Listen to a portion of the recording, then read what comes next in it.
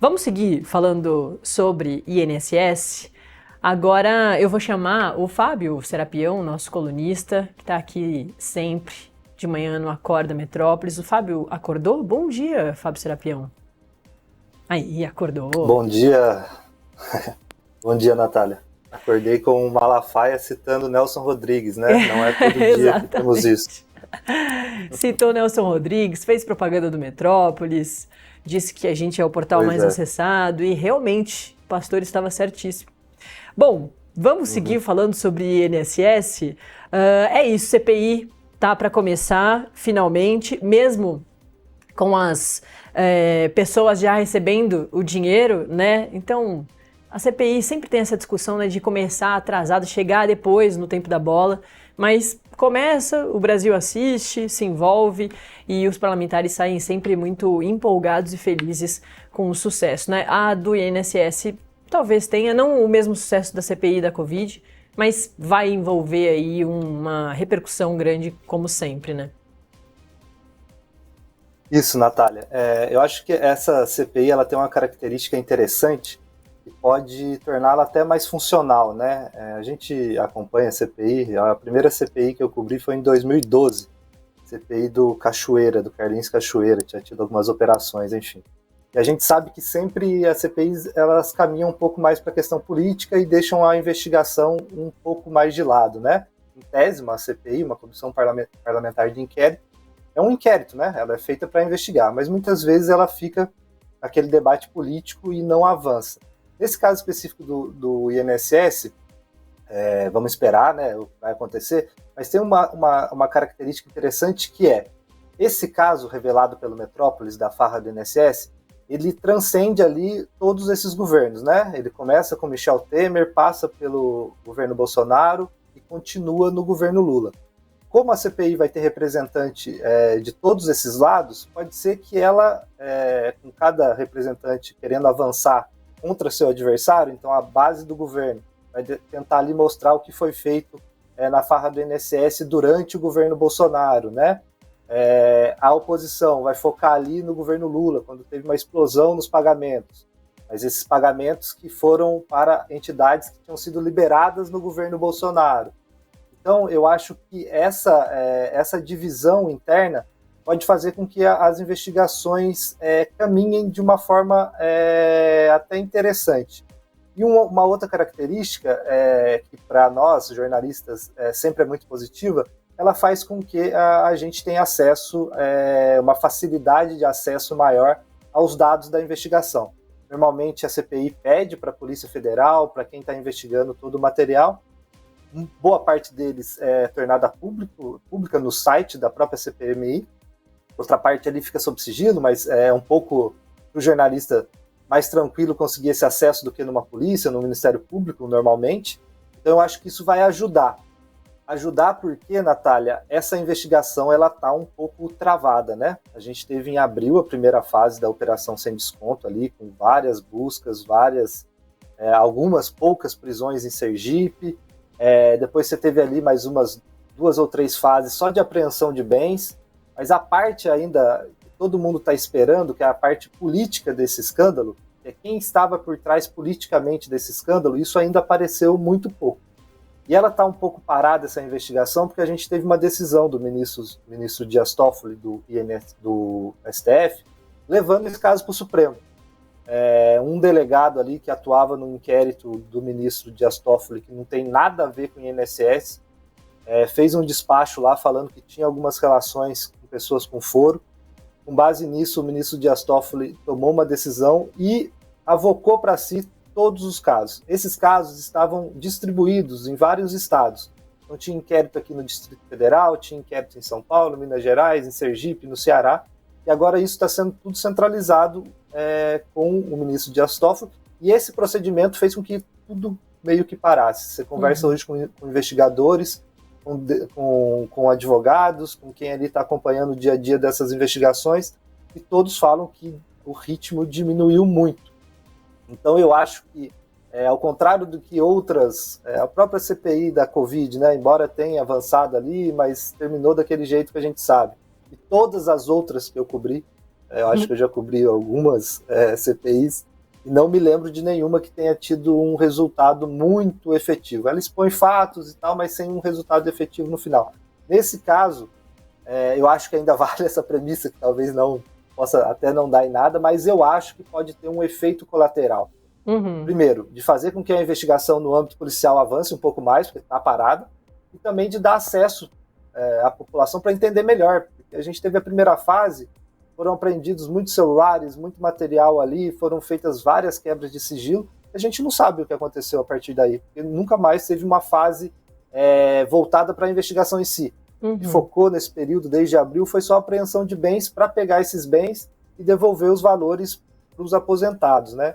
Então eu acho que ela tem essa característica e vamos aí acompanhar, na coluna a gente vai acompanhar desde o início esse caso, essa investigação aí na CPMI, e vamos ver se essa consegue ter um desfecho mais favorável para o cidadão e que não fique só ali naquele circo que a gente já viu nas CPIs em acusações, trocas de ofensas entre parlamentares, né, Natália? Pois é, eu acho que também tem um ponto importante da CPI, quando ela fica popular, é que a gente conhece alguns personagens, né? Até mesmo gente que a população votou e nunca acompanhou direito. É uma oportunidade ali de acompanhar os parlamentares nos seus discursos, nos seus posicionamentos, nas suas perguntas ali, né? Nesses interrogatórios que são, de certa forma, isso, né? Assim como você bem explicou. E também, claro, pessoas que são chamadas, né? Convocadas, enfim... que vão ali, também a gente acaba conhecendo melhor esses personagens. Pro bem e pro mal, né? Às vezes esses personagens ganham uma notoriedade ali, depois saem candidatos e nem são pessoas que deveriam ter esse destaque. Então, é positivo e negativo ao mesmo tempo. Mas acho que também vale nesse sentido da gente conhecer melhor algumas pessoas. Ô, Serapião, a coluna deu que a CGU tem 8 investigações contra servidores da Farra, né, do INSS? Isso. A CGU já abriu essas 8 investigações e, a partir dessas investigações, após a conclusão, ela pode abrir os PADs, né, que é os procedimentos administrativos, os processos. Então, já tem um PAD aberto, a gente está tentando apurar para ver quem é esse servidor que já é alvo desse PAD, mas também tem essas 8 investigações aí contra servidores que estão andando. Só um complemento sobre a CPMI, Natália. Se fosse há um mês e meio, eu diria que talvez ela não fosse muito positiva, porque naquele momento as investigações estavam andando. Eu acho que ela pode ser positiva justamente por isso, por causa dessa trava que ela ganhou com o Toffoli dentro de uma manobra jurídica ali, levando o caso para o STF. Então eu acho que nesse caso ela tende a ajudar, já que a investigação em si não anda muito. Em casos que a investigação na esfera criminal, na polícia ou no Ministério Público está andando bem, eu tendo sempre a achar que a CPI às vezes pode atrapalhar.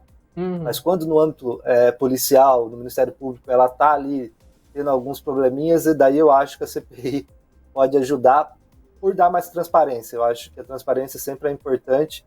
Tem horas que, obviamente, a transparência, num caso de investigação criminal, ela atrapalha, né? Porque tem medidas ali sigilosas e tudo mais. Mas como o caso, ao que parece, pelo menos até ontem, né? Pode ser que depois de hoje volte a andar. Mas como estava meio parado, eu acho que ela tem um efeito positivo. E até para que essas outras instituições, né? A CGU também está analisando esse material. A gente está aguardando aí para ver o que a CGU vai fazer em relação às entidades, né? A CGU está nessa investigação também, além dos servidores envolvidos.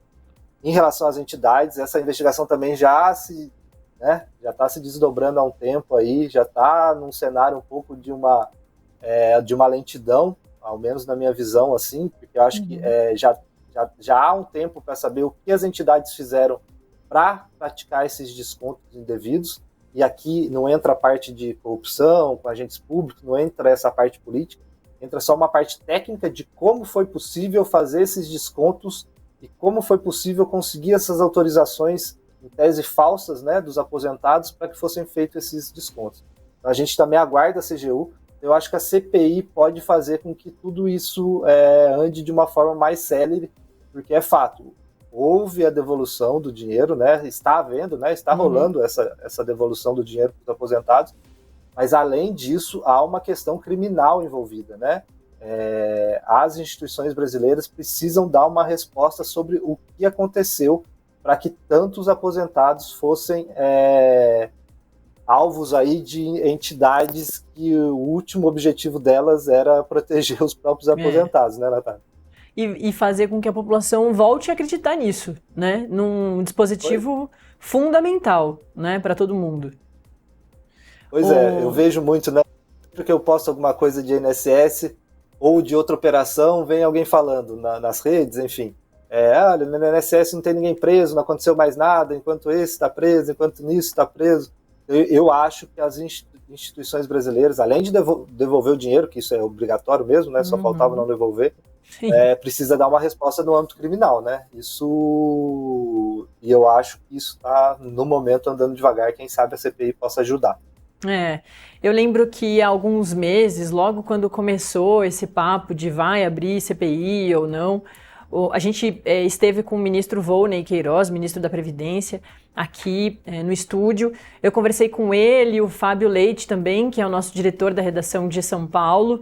Essas denúncias começaram a ser feitas pela redação de São Paulo do Portal Metrópolis lá em dezembro, no finalzinho de 2023, quando a imprensa ainda não olhava de forma massiva para essa questão.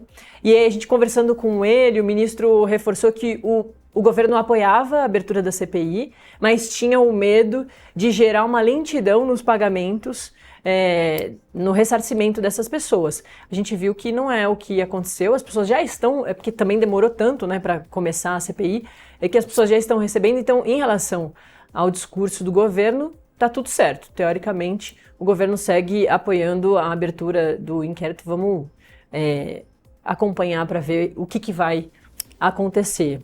Ô, Serapião, a sua coluna tem informações de tudo quanto é coisa aqui, né? Fala também de trama golpista, das pessoas ali que estão sendo julgadas, mas também fala de outra operação que acho que é bastante importante da gente comentar, que é dessa foto aí dos dinheiros espalhados, né? Tem até cheque aqui, fazia muito tempo que eu não via cheque, mas tem até cheque nessa foto aí. A manchete é que a Polícia Federal investiga desvio de 50 milhões de reais em educação em cidades do Maranhão, né?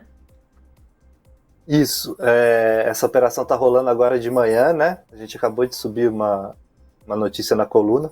Tem até um cheque, né? Um cheque de... São alguns cheques, mas tem um cheque de 300 mil. Eu nunca assinei um cheque na minha vida, então não sei nem como usá-lo.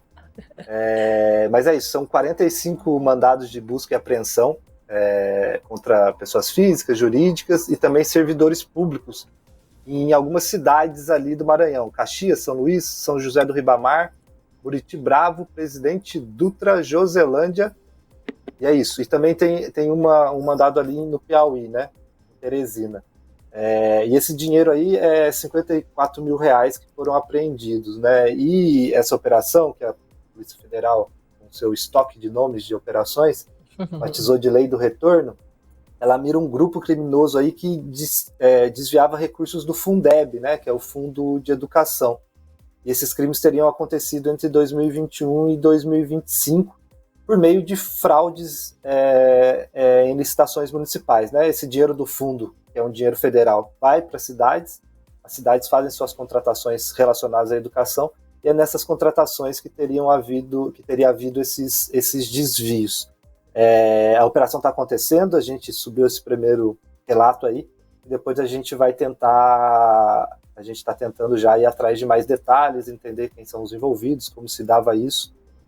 Mas mais um dia normal aí de Polícia Federal e uma operação na rua, entre várias outras também. Está tendo uma operação grande aqui no DF também, de combate ao tráfico de drogas, um grupo ali que cerca de 16 pessoas que se juntavam para fazer uma caixinha para comprar droga e fornecer e distribuir. A coluna da Mirelle está divulgando isso também, essa operação, e a gente está acompanhando. Então, de Polícia Federal, por enquanto é isso hoje.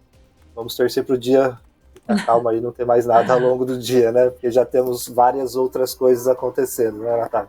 Exatamente. Aí, só para dar então a informação completa da coluna da Mirelle Pinheiro também, outra colunista nossa aqui que está sempre acompanhando a operação e investigações, que a Polícia Federal desmonta essa rede de financiamento do tráfico no DF e bloqueia 8 milhões de reais. Dá para o pessoal acessar também lá no metrópolis.com. Serap, antes da gente, enfim, eu ia falar desligar a ligação. Não sei se essa expressão ainda é utilizada nesse mundo tecnológico de hoje, de 2025, mas o pessoal me entendeu. Antes da gente encerrar a nossa conversa, eu queria aproveitar que você está aqui e que, enfim, conversa nos bastidores com ministros do Supremo, acompanha também o Supremo Tribunal Federal há bastante tempo, sobre essa questão, esse ponto novo aí da nossa treta entre a Suprema Corte Brasileira e o governo americano. Há algum tempo, o ministro Alexandre de Moraes foi sancionado pela Lei Magnitsky, que é uma lei da Secretaria do Tesouro dos Estados Unidos, num dia ali emblemático de confirmação do nosso tarifaço dos 50%. E aí ontem a gente teve um novo elemento, que foi um outro ministro do Supremo Tribunal Federal esbarrando nessa questão. Estava todo mundo quietinho, saíram em defesa do ministro lá, fizeram a reabertura do Supremo com discursos, Barroso falou também, teve outros integrantes do Judiciário falando, mas o Flávio Dino ontem esbarrou diretamente nessa questão, a partir de uma outra questão de indenizações de empresas brasileiras, querendo indenizações maiores em relação ao caso da Samarco, de Mariana, de um tempo atrás, mas o que importa dessa questão toda é que Flávio Dino aparece de forma muito direta falando sobre essa questão.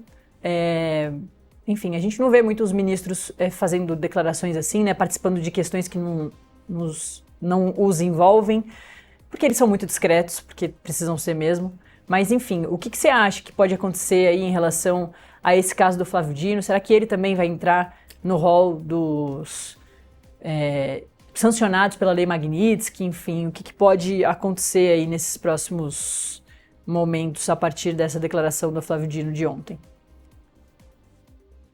Acho que essa é a grande expectativa do dia, né? Agora até da semana, depois dessa decisão aí do Flávio Dino de ontem, que dentro desse caso de Mariana e da Samarco, decidiu que ordens judiciais e executivas de governos estrangeiros não têm efeito aqui no Brasil até que o Supremo homologue, né?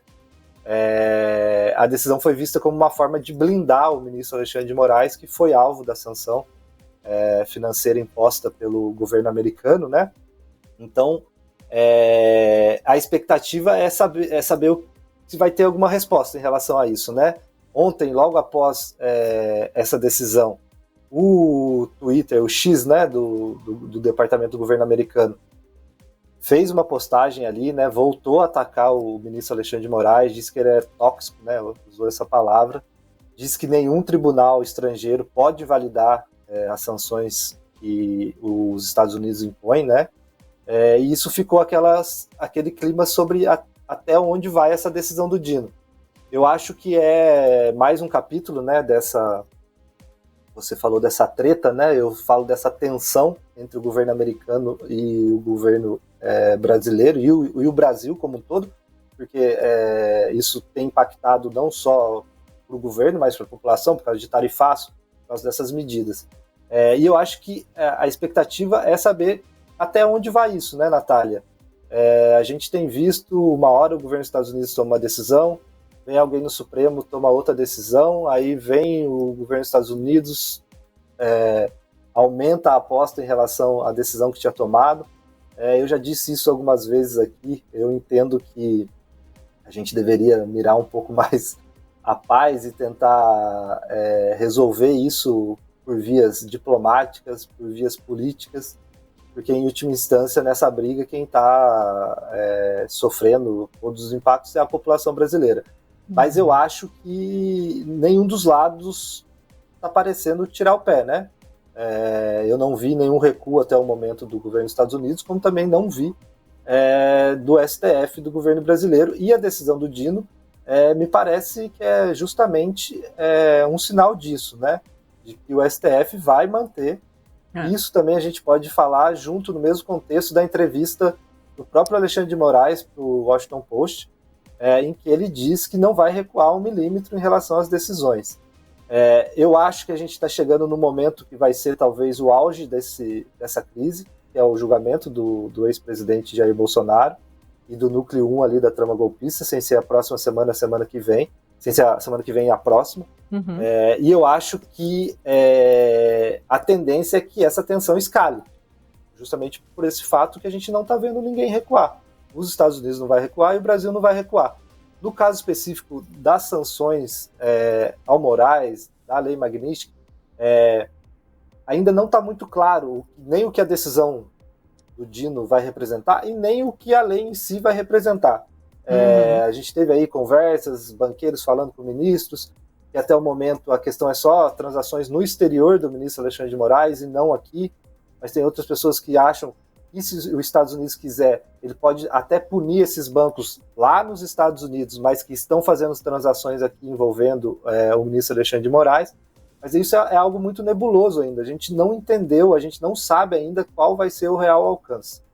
Em não sabendo qual vai ser o real alcance, o melhor dos mundos seria que a gente respirasse um pouco mais, que nossos representantes respirassem um pouco mais, e os americanos também respirassem um pouco mais, para que a gente chegasse a um bom termo em relação a isso, que a gente resolvesse nossa questão do tarifaço, que a gente resolvesse tudo que está embutido nesta briga Estados Unidos e Brasil. Mas, como eu disse, não me parece esse o cenário mais previsível aí não. O que parece é que a gente vai ter mais desdobramentos disso e num momento, como eu disse, que a gente está chegando no ápice, né, dessa crise, que é o julgamento do Jair Bolsonaro. Tudo isso que os Estados Unidos têm feito em relação ao Brasil, o presidente Donald Trump tem dito claramente que tem relação com o julgamento e com o que o STF tem feito em relação ao Jair Bolsonaro. Então, se esse é muito claramente o motivo, na hora que chegar o julgamento e sair a sentença, e a gente sabe que a chance maior, talvez quase absoluta, é de uma condenação. Acho que o debate ali no julgamento vai ser mais sobre uma pena, sobre se vai ter algum absolvido, se vai ter uma valoração da pena menor de acordo com os crimes. Acho que esse vai ser o debate.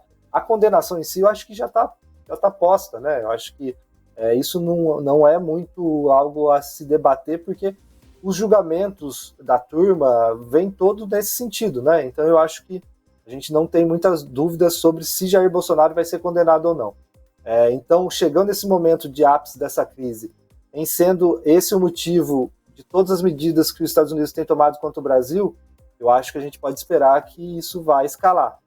Mais uma vez, a gente torce para que não, para que todos os envolvidos tenham aí uma parcimônia, respirem, pensem que o final do ano está chegando aí e tomem atitudes um pouco mais parcimoniosas nesse momento para a gente evitar uma escalada mais do que já vai escalar devido a esses acontecimentos que são inescapáveis, porque o julgamento está aí, está marcado e vai acontecer.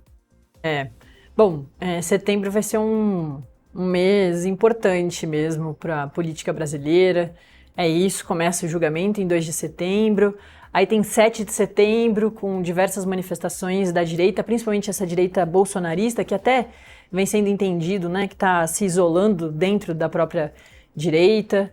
Tem o pastor Silas Malafaia, que a gente conversou agora há pouco, que foi incluído ao inquérito do Eduardo Bolsonaro, dizendo que pastores americanos muito próximos de Donald Trump vão falar sobre essa situação de incluir o pastor Silas Malafaia, que é um pastor importante para a igreja evangélica aqui do Brasil, e o Brasil é um país continental. Aí tem também, no final de setembro, reunião da ONU, que tem todo ano, e sempre é esperada a presença do Brasil. Mas como é que vai estar a situação até lá, né? Será que num momento muito pior de Lula bloqueado, a gente sabe que tudo pode acontecer vindo do Donald Trump, e também desse lado, do lado brasileiro, as cordas também estão sendo esticadas, né? A gente tem falado bastante sobre isso. Então, setembro vai ser um mês de bastante aventura, mas a gente vai estar aqui comentando tudo, né, Serapião? Muito obrigada, Fábio Serapião, nosso colunista, que está aqui quase todos os dias no Acorda Metrópolis, falando sobre todos esses assuntos que envolvem o judiciário. Obrigada, viu? Isso, e amanhã, se tudo der certo, a gente vem falar de Amazônia, queimadas, incêndios, com o diretor de Amazônia da Polícia Federal, para mudar um pouco o tema também. Vamos ver se o noticiário hoje pro resto do dia permite, né? Mas vamos tentar. Exatamente. Obrigada, Serapião. Até mais, bom trabalho.